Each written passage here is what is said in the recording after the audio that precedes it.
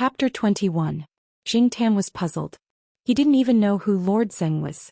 He thought that the Jiaopa would talk about his leaving home, but now he didn't mention leaving home. Instead he said Lord Zheng. What's going on? Well, forget it.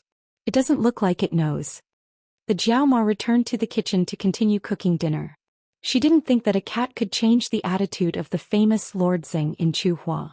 The Jiaopa sat down on the sofa and described the general situation of Lord Zheng to Xingtan.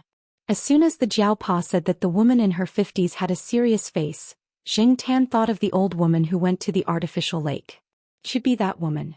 The original name of Lord Zheng was Yi He, the dean of the School of Physics, which overlapped with the name of the Empress Dowager Yi Hinra of the Qing dynasty. In addition, she was more serious and had a strong aura. Everyone in the School of Physics was in awe of her. Moreover, Dean Ye's husband was now the president of Chuhua University. Xingtan thought about Dean Ye's appearance and style of doing things, and it was really quite vivid. The Jiaopa didn't ask about Xingtan's leaving home, and he didn't ask further about Lord Zheng. Anyway, Lord Zheng didn't seem to be a bad thing. At dinner time, the two children woke up and were in a better mood. The first thing the Jiao Yuan did when he woke up was to check the baby in the refrigerator.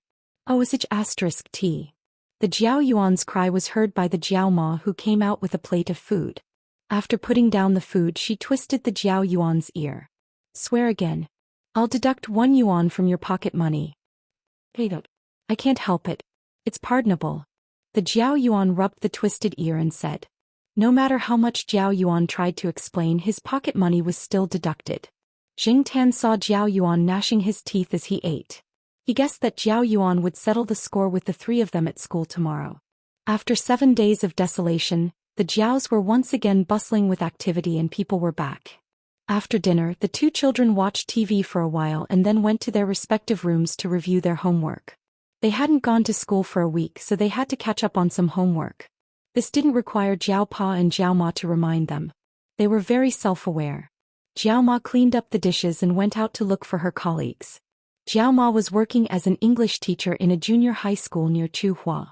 While she was away, she found someone to help her with her classes. When she came back, she wanted to thank them. They were all from the same family compound. They were close to each other and had a good relationship. She bought some fruits and brought them over. As for Jiao Pa, he was sitting in front of his desk, reading an anthology. Xingtan walked over and looked at the cover of the book. It was Mr. Zhou's anthology. This meant that Jiao Pa was not in a good mood. People always felt dissatisfaction, depression, and other negative emotions. However, there were different ways to vent them. Some people liked to swear, some liked to drink, and some liked to fight or do some strenuous exercise. However, Xingtan had never heard of Jiao Pa swearing or doing strenuous exercise to vent. Because he had children at home, he rarely smoked or drank. He only drank when some of his close friends came over. Unlike other people, Jiao Pa would read Mr. Zhou's anthology whenever he was in a bad mood and couldn't find a solution.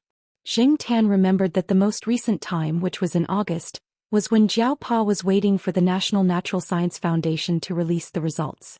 At that time, Xingtan had seen Jiao Pa holding Mr. Zhou's anthology and reading the true story of AQ. Fortunately, when the National Natural Science Foundation released the results a few days later, Jiao Pa's name was on the list. As for today, Xingtan jumped on his desk and took a look. Jiao Pa was reading Motherf *Kurs today. After all, times were moving forward and they couldn't go back to the Motherf *Kurs era. After much consideration, coupled with the deep cultural heritage and long history, they finally found a word that was more elegant than F***, more civilized than F***, and more enjoyable than F***, F***. Motherf *Kurs was said out loud. Reading this paragraph, Xingtan glanced at Father Jiao, who was reading a book seriously, and tugged at his ear. Okay, everyone had different ways of venting their frustrations. Lu Zhou didn't understand Jiao Pa's way of thinking. Xingtan jumped off his desk and went to the balcony to get some fresh air. The night air was cool and there was a faint floral scent. Before Xingtan could take a deep breath, he heard a unique singing voice coming from the 4th floor. I planted a melon under the wall. I water it every day it sprouted, it bloomed, a big watermelon, I can't hold it, Xingtan. Hold your grandma's paw. The parrot was watering the melon with a small watering can in its mouth. When it was eating watermelon in the summer, it spat out some watermelon seeds in the flower pot on the balcony. It accidentally found a melon sprout, and it was so happy that it sang, "Plant a melon," every time it watered the melon. Strangely, the melon sprout survived.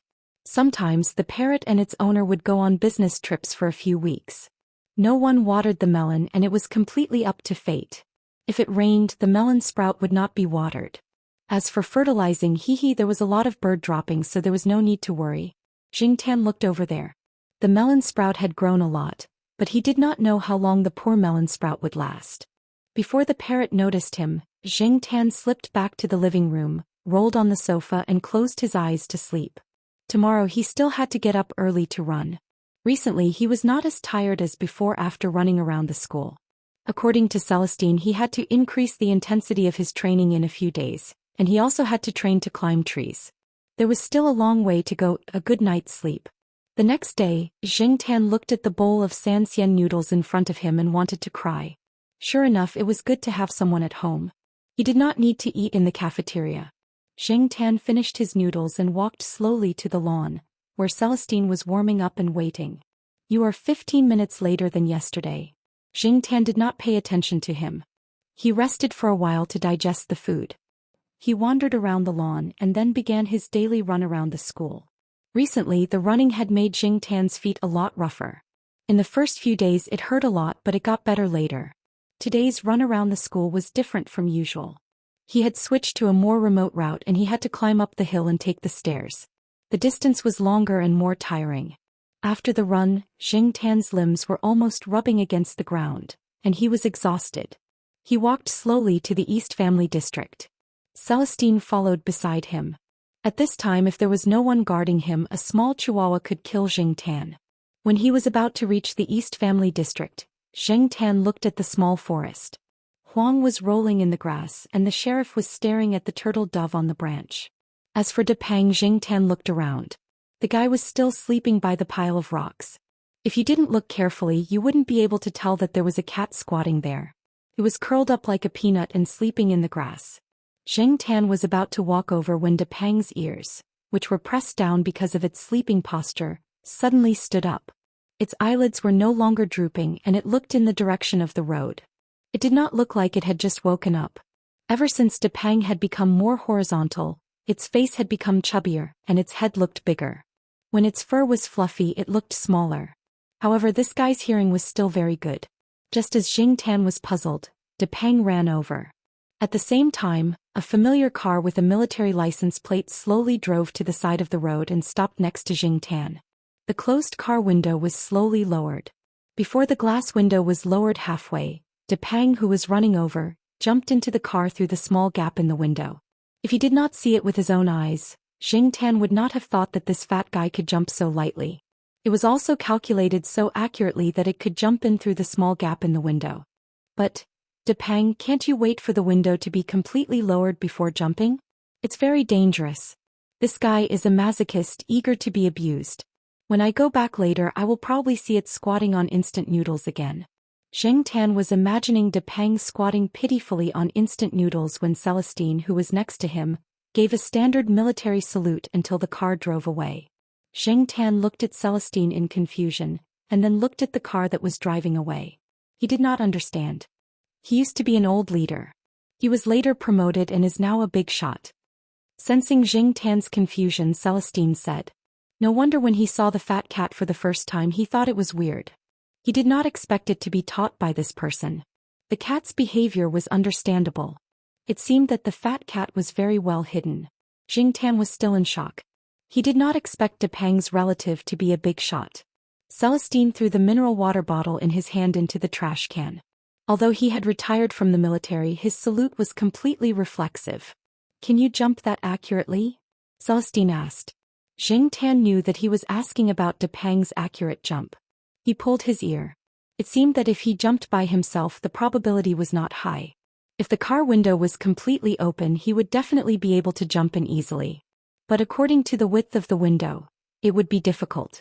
He might hit his head or his hands and feet might get stuck. Logically speaking, Xianxia was not as fat as Depang, so it should be easier. But Xingtan was not confident at all. So you are still far from being as good as that fat guy, Celestine concluded. What he saw just now was only the tip of the iceberg. He believed that the fat cat's ability was definitely stronger. Although he had not seen it move much after coming to Tsinghua University, its keen perception, vigilance and calculation ability, plus its jumping ability that was not inferior to other cats, all showed that this cat was different. The revolution has not succeeded yet. Comrade, you still need to work hard. After saying that, Celestine ran away. He did not continue to run around the school like he did a few days ago. Instead, he ran out of the school. He wanted to find a friend to catch up with and tell him about what he saw today. Xingtan now felt better. He climbed a tree in the grass and waited for noon to go home for lunch. At the same time, the Jiaopa went home to copy a document. He happened to see the scene where Celestine saluted to the car just now. He heard from Exen that his cat followed a person to exercise in the morning. Grandma Zhai also told him about it. He was thinking about how to investigate Celestine. He did not expect to see this scene. It was good that they knew each other. After going home to copy the document, the Jiaopa went to De Peng's house on the first floor and came out 10 minutes later.